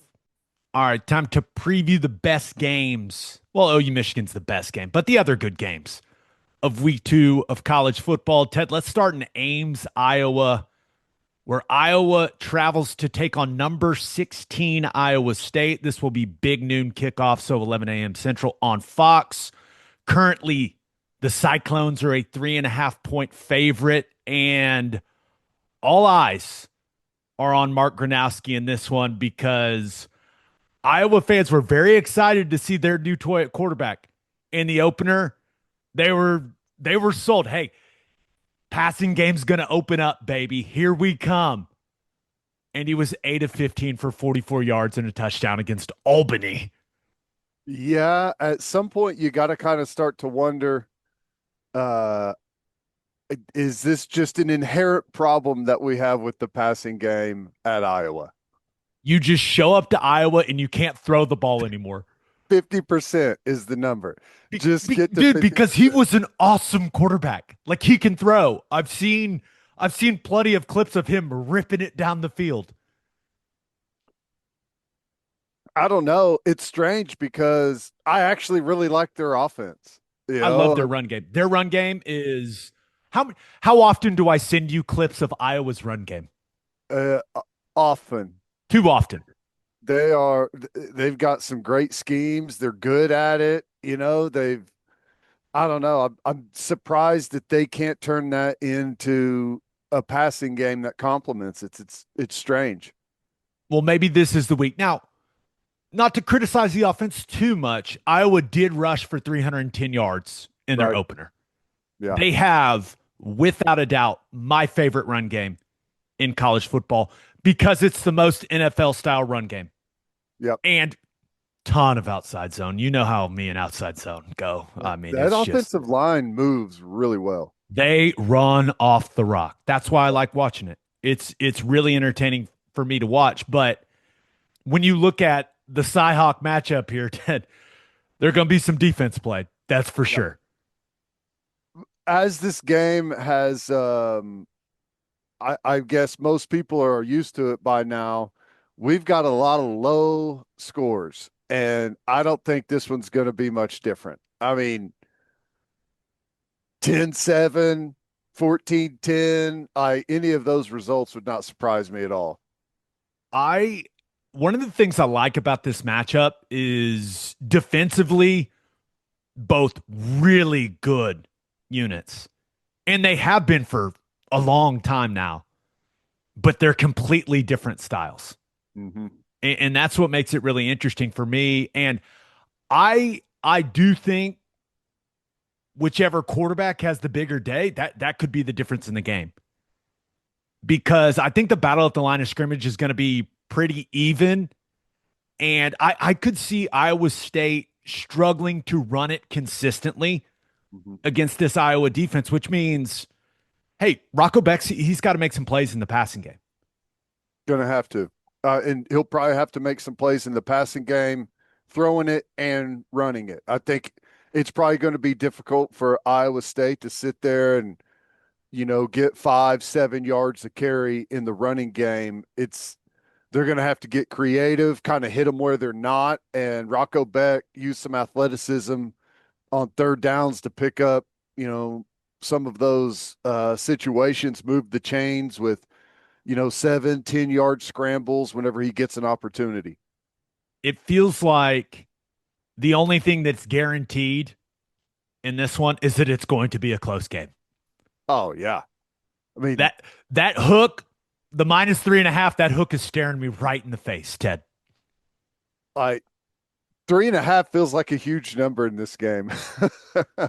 Doesn't it? And this is, I'll just tell you, I'm taking the points with Iowa. I expect Gronowski to be better than what he displayed in the opener. I think maybe he's a little nervous. He had some strange throws early in that game. But while Iowa State's won 2 out of the last 3, and this blew my mind, they have not won in Ames since 2011. Really? You heard me. Huh. 2011 is the last time they won in Ames. Wow. So I'm sure Matt Campbell and that football team are ready to break that streak. But the bottom line is, like, even though Iowa State has got the best out of them in the last couple, 2 of the last 3, Iowa has dominated this series. And remember, the talking point was, when is Matt Campbell finally going to beat Iowa? Right. Now it's, when is he going to beat them? When they're at home, Even their best years, even Iowa State's best years, and Iowa was just kind of, not just kind of cruising along, not great, but solid. They still couldn't break through, and Iowa has somehow been able to force them, even in their best years, to play, just kind of ugly football against them. This these two offenses in the same game, it may be like the most NFL style offense you will find in a college football game together. Yeah, Tight ends, fullbacks, dude. I mean, snapping the ball under center, play action pass. It's going to be beautiful. you probably have between 8 and 10 tight ends make an appearance in this football game. I can't wait. Who do you like in it? I mean, once again, I think it's going to be a really, really close game. I think they're pretty evenly matched teams. I do think you probably give the edge at quarterback to Iowa State, but I love Iowa's like attacking style, aggressive defense. I'm taking the points with Iowa. If you're giving me that hook, like give me the Hawkeyes. Yeah, I haven't been as impressed with Iowa State. It was a nice win against Kansas State in that week 0 game, and they got it together, looked better in the second half, but their offense hasn't really got going like I thought it was. That the way that O-line struggled, especially early against Kansas State to protect Beck, that's always in the back of your mind, right? That's right. When they're playing a team like Iowa. I think Iowa gets it done. I don't love that pick, but I mean, I feel like they're going to be better on the line of scrimmage, and I'm curious to see how Iowa State, their whole philosophy is we're not going to stuff you with the run. We're just going to, we're going to hold you at bay. We're not going to let you break any, explosives. You're going to have to march all the way down the field on us. We feel like at some point you're going to make a mistake, and that doesn't feel like a good game plan against Iowa's offense. I feel like they're kind of set up for that. It's almost like you're trying to force us into what we want to do. So you want us to run the ball for 4.5 yards every play? Right. Yeah, sure. Sounds good. Yeah. So I mean, if Iowa State can find some explosives in the passing game, I feel like that's going to be their path to victory, and I just don't trust it yet. I'm taking Iowa in like a typical game that we see in this one. I saw the over under. It's a really low one, and I went back and looked at a kind of the recent series. Rarely has it been over a 40 total. So I think it's going to be. It's actually a massive total for this game, for this matchup traditionally. Yeah. So I mean, I'd take the under and watch the paint dry, and feel like Iowa's going to be able to control it a little bit more. Could be wrong though. Look at us both liking the Hawkeyes in that one. All right, moving on to the next game. Number 20 Ole Miss will travel to Lexington to take on Kentucky. That is 2:30 on ABC. Ole Miss is currently a 10.5-point road favorite. Ted, remember, Wildcats got them last year. And ultimately, that loss is what kept Ole Miss out of the college football playoff. Now, there's been a lot of turnover on Ole Miss's roster. But the guys that were there a year ago, like there's going to be a little extra motivation for the guys that were a part of that team. And I'm excited to watch Austin Simmons play. Really talented lefty. He put up some big numbers in the opener. He threw 2 interceptions. One of them he's getting hit. The other one just a really, really bad decision down in the red zone. Throws a pick basically in the end zone. But it was almost startling how fast Ole Miss was going offensively in their opener. So they've got a lot of speed at Simmons' disposal at the skill positions, Ted. And I just don't think Kentucky's going to be able to keep pace with them. No offense to Zach Calzada, but I just don't see him going out there and lighting this Ole Miss defense up, even though this Ole Miss defense has taken quite a step back from the group we saw a year ago with all those guys going to the NFL. But this is going to be an entertaining game to watch. I like Ole Miss big, man. I think it's kind of a statement game for Kiffin and the Rebs. Yeah, I agree. And the path to victory for Kentucky, I feel like is kind of the same as it was a year ago. They got up on them early. It was an ugly football game. There was all kinds of, just poor play, turnovers, penalties. I feel like that's the path for Kentucky. Now, if they can run the football, like the week one game they had against Toledo, Toledo's a better football team than they're going to get credit for. I think Kentucky's got to run it well, try and control the clock, create some chaos. But I'm with you. It feels like Ole Miss just offense is too strong, too much firepower. Um, but it's still weird because I'm still not sure what we've got in Ole Miss. I don't think they're going to be as good as last year, but I mean, I think their defense isn't going to be there, as you mentioned. I'm just curious, how good can this offense be? And if they struggle and the magic isn't there, I do think there's a path to victory for Kentucky, but give me Ole Miss. I I think Ole Miss's offense is going to have to put up serious numbers for them to be in any type of contention in the SEC this year.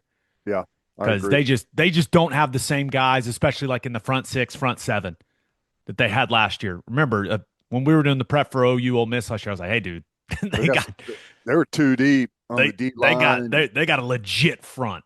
And experienced the backer. as far as this matchup, just dude, don't the vibes at Kentucky just seem not great ever since the Stoops and A&M thing happened? I don't know. I'm not sure things have ever recovered from that whole bizarre situation. Yeah, it was weird. You had that, and even before that, there was like, this weird conversation about how much money we're spending on basketball and like where are we allocating our resources. And yeah, it's been strange there, but I'll say that I feel like the Kentucky situation is very similar to the Oklahoma State situation with Mike Gundy. All-time winningest coach currently there, very unique jobs, and coaches have kind of been hanging around on the hot seat. It's a dangerous decision, though, to move on from either one of these coaches, because if you don't make the exact right hire, things can go downhill in a hurry. And these programs have had, some really long downturns, and you got to do whatever you can to avoid that. So we're interesting situation. I think Mark Stoops is being judged by what he's created there in Lexington, which is a good thing. But I really think that the Texas A&M situation, I think that hurt a lot of people in that fan base, Yeah. and frankly kind of turned them against him because he was and still is their guy. Like Yeah. he's the type of coach that I don't know if Kentucky football has any statues out in front of the stadium, but like if they don't, the first one's going to be of Mark Stoops. Right. And so I think that really hurts some people around there. And I get that. And Mark Stoops' agent, I still can't. Let's not relitigate that. But what a disaster. Yeah. But I think honestly, dude, I just watching Kentucky at the line of scrimmage, not as good as you're used to seeing, especially along the offensive line. I think they got a chance to arguably be the worst team in the SEC this season. And that's kind of vibes based for me. And also, Zach Calzada throwing for 85 yards against Toledo didn't inspire a bunch of confidence. So as far as the Ole Miss Kentucky game, I'm laying them with the Rebels. I think they just got too much firepower for the Wildcats. And the vibes, man, the vibes are just off. I agree. Was interesting to see an old throwback named Seth McGowan getting some carries for him. What he had like 18, 15, 18 carries, had a touchdown. It's interesting. Kentucky's had some nice years, but it's usually come whenever they've got a couple of elite players. They've had elite running backs. They've had some elite defensive players. They've had really good quarterback play here and there. And I just don't know if they have any of those type of players on that roster right now. So I'm with you. I'm rolling with Ole Miss as well. We've got two intriguing Big 12 SEC matchups this weekend. Are you more interested in Arizona State at Mississippi State or Kansas at Missouri? Well, I think the Arizona State Mississippi State one is interesting, but the Kansas Missouri game, like that one's got some heat on it again, doesn't it? People Yeah, are it does. noticing that one. Yeah, 2:30 on ESPN2. Missouri's currently a 6.5 point favorite. And if you like entertaining quarterback play, this is the game for you, buddy. I mean, Jalen Daniels and Bo Perbula, like both just wildly entertaining to watch, dual threat guys. And that's why I'm excited to watch this game. There is absolutely, and maybe a ton of college football fans don't realize, like the hatred between Kansas and Missouri that goes back to like American history. It's flown under the radar for quite a while nationally, but I feel like it's back this season. I'm really excited to watch this game because Jalen Daniels has looked fantastic in the Jayhawks' first two games. And then Bo Perbula, that dude can run. Like he's an exciting play waiting to happen. And I expect Missouri to be a little sharper than they were against Central Arkansas. And I know that sounds weird because they won 61-6, but they were they were not crisp in the first half of that game. I think they'll play at a higher level, especially at home in a rivalry game. Maybe it's my SEC bias, dude. I just think Kansas is going to have a tough time holding up at the line of scrimmage for 4 quarters. I think I'm expecting Missouri, and I'm a big fan of what they do run game wise as well. Like I'm expecting Missouri to kind of lean on them and then mid to late third quarter and fourth quarter create some separation. So I'll lay the 6.5. I like Missouri by a touchdown at home over Kansas. I think your pick is the intelligent way to go about it. I think all of the evidence leans in that direction. But I'm going with the better quarterback. And it's one of those, I feel like it's one of those rare opportunities to where the offense struggling and having a hard time creating, running the football, protecting the quarterback. It's one of those rare situations where that can work against you. And I think Daniels is going to be able to create, escape some bad situations, and turn them into explosive plays, either running the football or in the passing game. This kind of has a feeling like, whenever you're watching a basketball game and there's 2 stars on opposing teams and everyone just kind of clears out and it essentially turns into a one-on-one.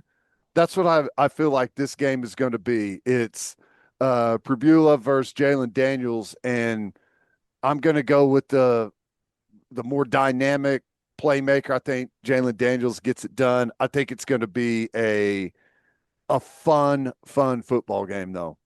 I'm going to compliment Missouri here. When OU played there last year, like that was a rowdy atmosphere. Yeah. And I think I saw some construction equipment in their end zone against Central Arkansas. I think they're doing some work there in Columbia. Area. But and they got a kicker, by the way. Like they got a legit kicker. But which maybe it ends up being Missouri's kicker that decides this football game. Well, isn't that what happened last year? Didn't he hit like a 60-yarder to win it? That was a couple of years ago. Like kind of the chunky kicker? His name was like Nevis or something like that. What a legend. But I just think that Missouri is going to be better at the point of attack. And I feel like Jalen Daniels is going to have to be Superman for them in this game. And this is a guy that's been banged up a lot. So if he's got to be Superman, I worry about Superman's wing getting clipped. You know what I'm saying? Oh yeah, yeah. It's been hard for him staying healthy. And Missouri's been preparing for a long time for this game. They probably Yeah. weren't laser focused on Central Arkansas, but should be a fun one. Rivalry game. I love that this game is back, man. This is what we want as college football fans. Yeah, I agree. I this is one of those games where you feel like there's going to be a lot of talk in between the whistles. If Kansas is able to get it done on the road, it's what careful jogging back to the locker room. I don't know. It could be a lot of stuff between the whistles that's going to make this one really interesting. I don't know though. I think Missouri is the better all around football team, but I don't know. For whatever reason, I feel like Jalen Daniels is going to be able to sneak in there, do something special on a couple of plays, and get out of there with a win somehow. We love our guy Lance Leipold. All I really want is an entertaining game. Yeah. That's all I'm looking for. I think it's going to be that no matter what. No doubt. All right, let's finish up with our winners and losers of the week. But first, this episode is brought to you by Prize Picks. Download the Prize Picks app today and use code OKBreakdown to get $50 in lineups after you play your first $5 lineup. We all make decisions every day, but on Prize Picks, being right can get you paid. And it's so simple to play. Just pick more or less on 2 to 6 player stat projections. If you get your picks right, you could cash in. Prize Picks is also the best way to get action on sports in more than 40 states, and they put their users first. All withdrawals are fast, safe, and secure, and they also offer injury reboots. If one of your players leaves the game in the first half and doesn't return, Prize Picks won't count it as a loss. Prize Picks is the best way to win cash this football season. Make your picks in less than 60 seconds and turn your takes into cash all season long on Prize Picks. Join millions of users and sign up today. Download the Prize Picks app and use code OKBreakdown to get $50 in lineups after you play your first $5 lineup. That's code OKBreakdown to get $50 in lineups after you play your first $5 lineup. Prize Picks. It's good to be right. Whether you're tailgating, grilling, or riding the highs and lows of the game from your couch, Chubby's has officially licensed NFL gear to keep you looking like the ultimate fanatic. For a limited time, use our exclusive code OKBreakdown for $10 off at chubbyshorts.com/OKBreakdown. With bold designs featuring your favorite NFL teams, Chubby's game day gear isn't just comfortable, it's a statement. I mean, come on, people. Look at this thing. It's amazing. Rep your team's logos in wildly comfortable polos, wave-making swim shorts, and gym-ready mesh shorts. All the comfort and swagger you need to take on every touchdown dance, chest bump, or dramatic fourth quarter meltdown. Whether you're a jersey guy or not, these Chubby's NFL collection shirts are an elite alternative. And would you look at that, folks? For a limited time only, our friends at Chubby's are giving our listeners $10 off with the promo code OKBreakdown at chubbyshorts.com/OKBreakdown. That's $10 off your order with promo code OKBreakdown, and that includes the NFL collection. Support our show and tell them we sent you. Express yourself and level up your game day wardrobe with Chubby's. As always, Ted, kick us off. Who do you have as your winner of the week? I think that it's got to be the first time in history, unless there's something that I'm missing, but a play in football now has a sponsor. The Tush Push in Philadelphia is now sponsored by Dude Wipes, a match made in heaven. How about Dude Wipes coming in, getting the marketing going for football season? I think it is about as natural of a sponsor as you can have. And it also reminded me that there were a bunch of people in the NFL that wanted this play banned. Yeah. It was the reminder, but I think it is a great marketing tool for Dude Wipes. My only question is, are people going to bring up the sponsorship each and every time that they run the play? Because whether it's ESPN or Fox or whoever, Dude Wipes is not paying them to be like, this is the Dude Wipes tush push. Now, like the Eagles radio broadcasts may be in on the thing, and like the local broadcast may be in on it on the TV side, but that would be the home run for Dude Wipes is every time they run it, the broadcast team brings it up. That would be, and maybe that's what they're counting on, but it is awesome, dude. Absolutely. It's one of those things where it'll be hard not to mention it, right? It's going to be hard not to mention it, and it's just so funny. That was your tush push brought to you by Dude Wipes. Isn't that the funniest thing? Can you remember a play being sponsored? Isn't that the funniest thing ever? No, it's amazing. It's really like trying to. I don't even know. Like, I guess you could do like this is the Hail Mary brought to you by the Catholic Church, or Right. something like that. But other than that, I feel like there's really not a natural sponsor. This is perfect. It's perfect. And what was the tagline? Something like when it comes to the push, there's only one company built for the it's so funny. I wonder if this will lead to more companies trying to do this. Like, hey, this is the Zone Read brought to you by Scholastic Books. Yeah. It's the funniest thing ever. It's creative. I thought it was hilarious. And you're right though. Like I wonder what the mentions look like on the broadcast. Just I don't know. When I saw that, I had to laugh. This is the RPO slant in behind the backers while he's being blocked 4 yards down the field by an offensive lineman, brought to you by Satan. Teddy's least favorite play in football, college football. I mean, I can't imagine. I I wonder if like this opens up a new avenue for advertisers. That there's going to be people looking at it like, hey, is there a marketing idea that works with something that we do week in, week out? I don't know. It's good stuff though. We'll see where it ends up. This quarterback draw is brought to you by what's the colored pencils company? Colored pencils? All the pencils. I don't Crayola. know. Crayola? Crayola? Yeah. Crayons and pencils, right? Crayola? Yeah. I don't know. I'm thinking about this way Throwing too stuff much. out You there. send me down these rabbit holes, dude. You get the brain going. Let's move on to your loser of the week. How about that? Did you see Toby like sifting through the his ad reads and be like, was that counter or power? Because counter is brought to you by this fund. Thi- I don't know. this power is brought to you by DeWalt. Power tool. Get your power tools from DeWalt. Dude, you may be onto something. This may happen. Like it's I starting know. to make a lot of sense in my head. That was that bootleg brought to you by what was the Ariat boots that Brock Purdy had the commercial for? Yeah. This deep dig is brought to you by Caterpillar. Caterpillar. It could happen. All right, who do you have as your loser of the week? Boy, this was the easiest one I've ever had to pick. North Carolina and Bill Belichick. How about that opener? All eyes on you. It started really well. Right down the field, touchdown, place going nuts.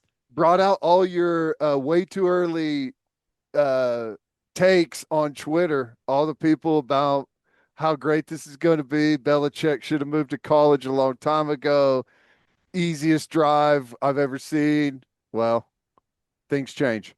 Michael Jordan and LT in the box. That was sweet. Yeah. I mean, the hype was there, but it was a good reminder that North Carolina doesn't have as good of players as TCU. But I think the alarming part, the disappointing part, whatever word you want to use for it, was just how sloppy North Carolina looked. And it kind of Got worse. snowballed on Yeah. missed tackles, penalties, turnovers. I mean, TCU scored twice on defense, dude. I know. Yeah, it was I mean, it just kind of unraveled. Now, you're right. Like North Carolina, I think anyone that thought Belichick was going to go in there and make a college football playoff, like really hasn't been following that roster. They've had a hard time really building that thing, kind of having to start from the ground up. So give it some time. I, I don't know if they're going to be able to get the players in there that they need, but it was clear that they were outmanned big time. Yeah, TCU looked so much faster at the skill spots and also just so much more forceful at the line of scrimmage. Some of those running lanes, oh my gosh. Just gashing them. Hey, two Yeah, for TCU, man. He got some pop. they had everything that they wanted was there on offense, and I mean they put up.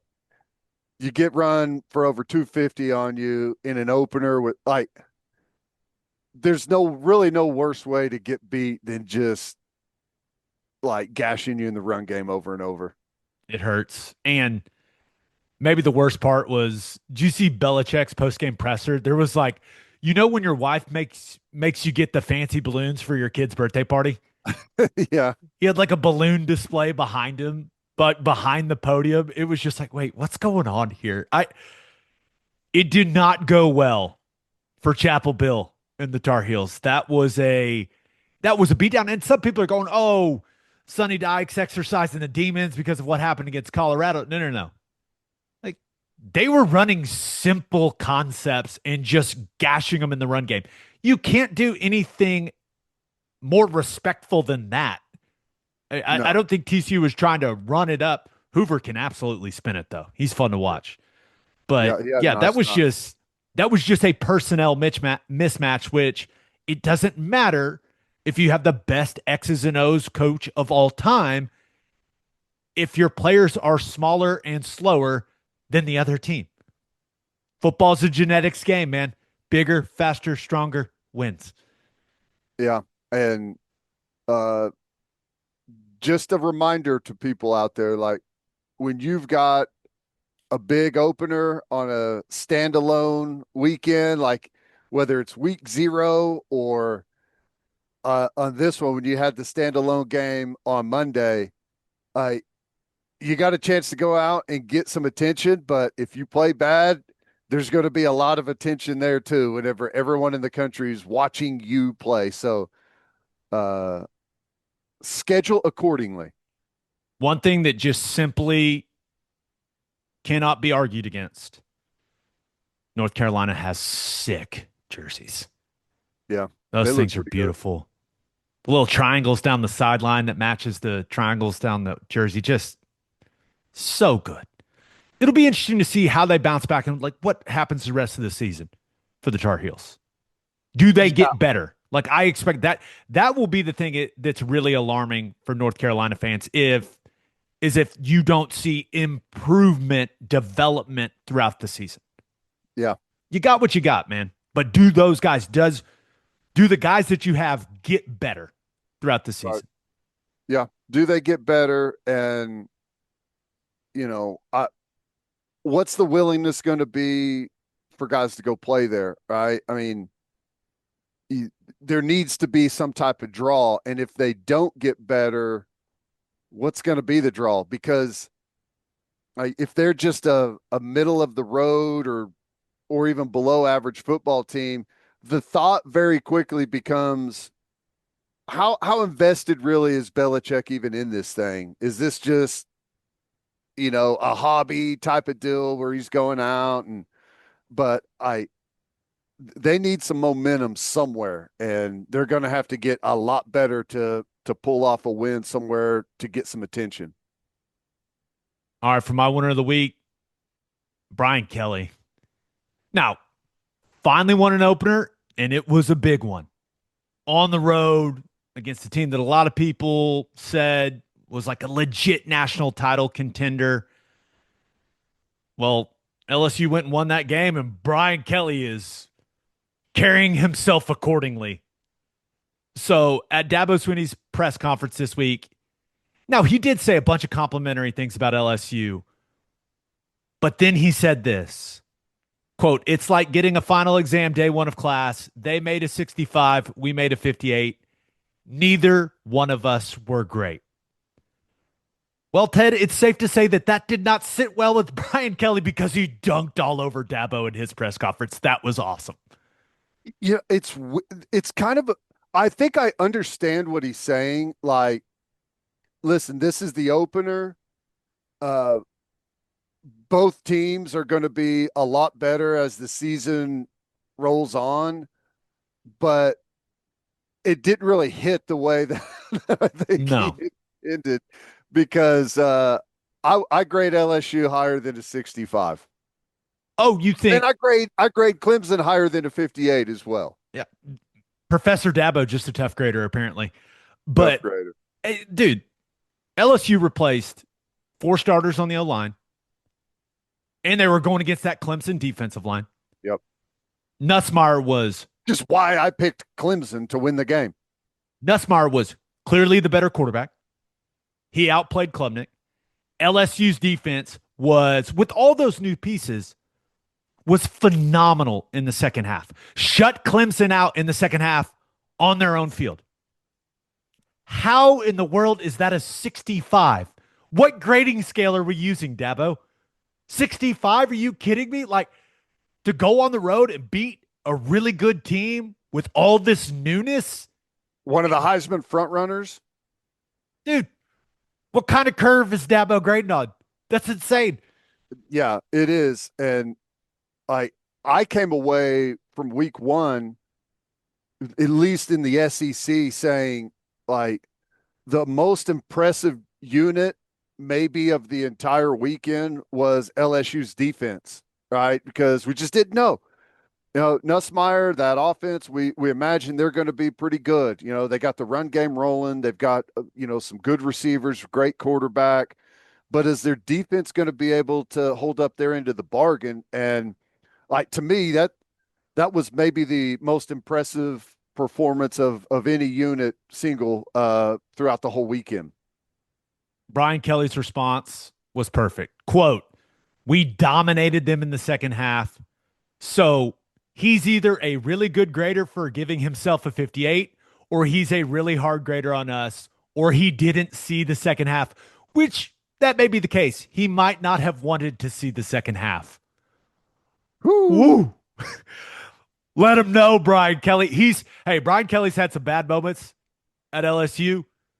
That's one of his best. Just dunking all over Dabo. That fan base had to love that. And I am all for it. College football ultimately is an entertainment product.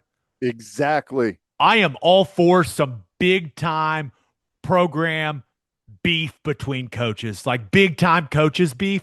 Heck yeah, that's amazing. I like when it comes before the game, but sometimes those opportunities don't necessarily present themselves until after the game, and you got to give it up to Brian Kelly. When Dabo makes a statement like that, you can't allow it. You got to jump all over that one, especially whenever you won in that impressive of a fashion.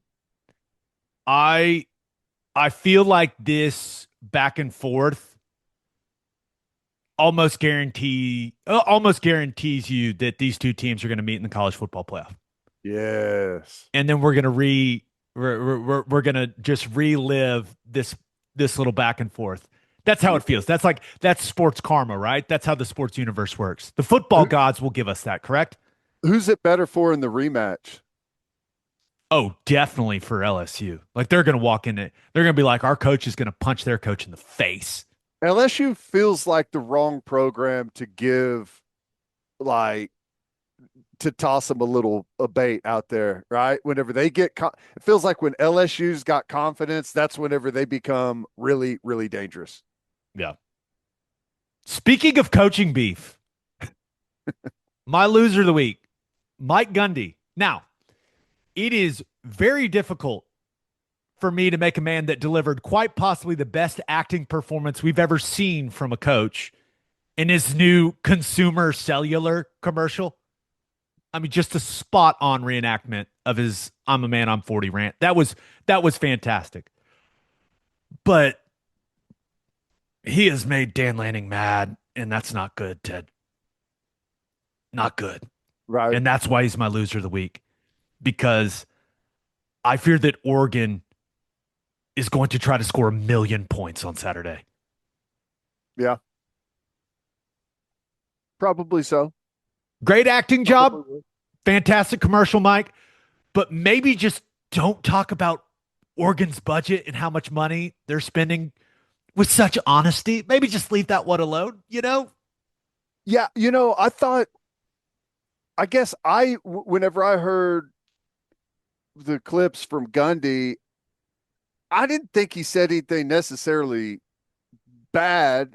I think I mean, does Lanning knows that they've got as good or maybe better resources than anyone in college football. And I think really that's what Mike Gundy's saying is like, hey, you're going up against a team that in this format of college football, they are locked and loaded. I mean, I think war chest is big. I think maybe the part that set Lanning off a little bit was where he said, where Gundy on his radio show said, hey, some coaches are saying teams that spend like Oregon, like teams that have a budget like Oregon's, should be playing teams with similar budgets, like in the non-conference.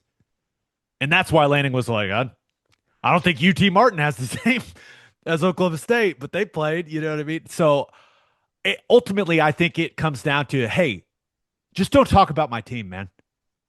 Don't talk about my team. Do you think his statement, while I can understand how Oregon took it the way they did, but is that more of a shot fired at his own administration? Yes. And that's what Lanning, like, here's Lanning's quote. If you want to be a top 10 team in college football, you better be invested in winning. We spend to win. Now, he also said he has a lot of respect for Gundy and what he's accomplished at Oklahoma State, but he finished that answer with, we'll let it play out. And I think Oregon is going to step on the field with some bad intentions on Saturday when Oklahoma State comes to town. That is an extremely talented football team, and poor Haas Haney. I know. He fulfilled his destiny, Ted.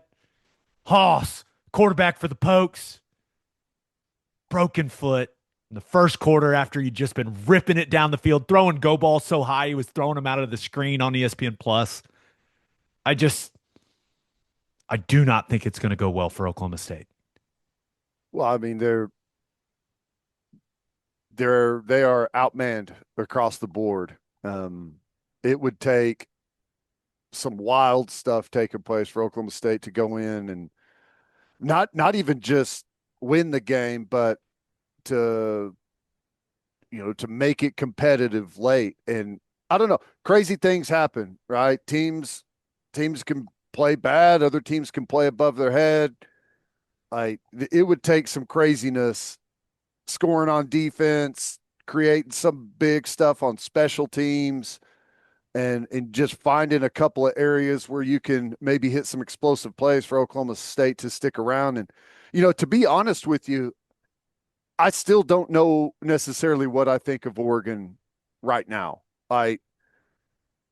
Knowing a little bit more about Oklahoma State and kind of where they are, it still may not be a very good gauge, but I guess what I'm saying is if Oregon does have a hard time and it's a big number, if they win this thing by 2 touchdowns and Oklahoma State has the ball late to maybe try and cut it to 1, like I may come away with, I don't know that I can come away with questions about Oklahoma State. I kind of know where they sit, but I'll be curious to see if Oregon could go out and do what they should do with this football team. And I don't know. I'm still trying to build my opinion on what Oregon is this year. Are they a legit championship contender?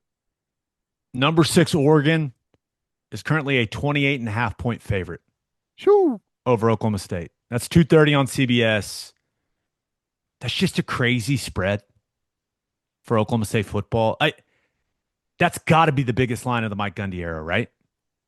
Yeah. 28.5. Big. And this is a guy that's had an unbelievable amount of success. A bunch of double-digit win seasons, and they're 28.5-point dogs. And even though what I don't think what Mike Gundy said was that bad. He's just being honest. Oregon spends a lot of money. They got a great roster. They got great resources. But you best believe Dan Lanning will use anything he can to motivate his football team. And Mike Gundy handed him something where he can say, hey, their coach is talking about us. Let's go prove a point and make sure he doesn't talk about us anymore. Yeah. Hey, let's go send a message that you don't talk about us. You talk about your own team. Leave us alone. Like he's going to do that. He's going to use anything he can to get his team up to play. And that's what makes me think that the 28.5 ain't big enough, man. Yeah. No, like this could be like a 49-7 game. Yep. I agree. I fear. Is it just me or and I know that Oregon they've now moved to the Big Ten, and they had a couple of big games. They had the Ohio State game last year that everyone watched, but I still feel like Oregon is like in a different country playing football. Never see anything about them. Never see anything about them. Like this has probably been good for Oregon to get them in the news cycle. I just feel like they are just out of sight and out of mind pretty much the entire year. And maybe that's a good thing for them, but Ted, come join the party. It's in Eugene, Oregon, and they're in the Big Ten. It makes no sense. I mean, it is what it is. But yeah, I think people will be talking about them after what they do to Oklahoma State on Saturday. Yep. Come on, Cowboys. Give them your best shot, baby. You can do it. Wear your sunglasses for this one. Bright football game. America's brightest orange, and Oregon's going to have something on that is effervescent. You think that are they going to tone it down? No. Embrace it. It should be bright orange for spark green, for sure. It might be the highlighter game. Birthday shout outs. Happy first birthday to TJ Davis. Happy 10th birthday to Quinn Edward. Happy 21st birthday. Ooh, big one. To Jacob Roby. Smart decisions, Jacob. Happy 31st birthday to John Smith. Happy 33rd birthday to Dylan Calvert. Happy 53rd birthday to Stacy Calvert. And happy 55th birthday to Mark Calvert. Big week in the Calvert week household. For the Calvert family. All right. On that note, episode 560 in the books. We'll have a new podcast that'll drop on Sunday. Hopefully we're in a good mood, guys. Yeah. Yep. Just a reminder, please subscribe to the podcast wherever you listen to podcasts, and please subscribe to our YouTube channel. Make sure you check out our website, okbreakdown.com. Have a great rest of your week. Have an awesome weekend. I hope we all have a jubilant Saturday. And until next time, we appreciate you all for listening. Do what you always do, Oklahoma. Take care of each other.